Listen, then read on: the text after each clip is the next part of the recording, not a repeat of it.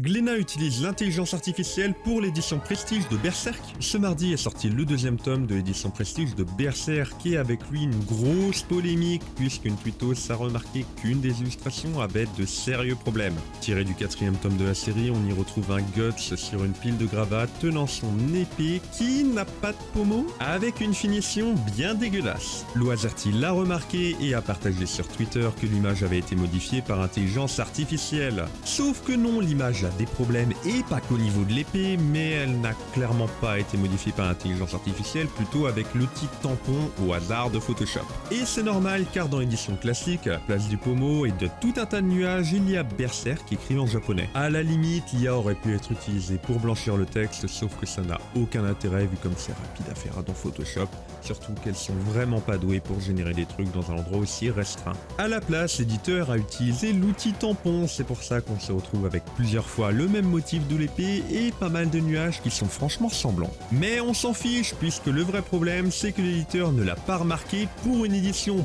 Prestige vendue à 25 balles.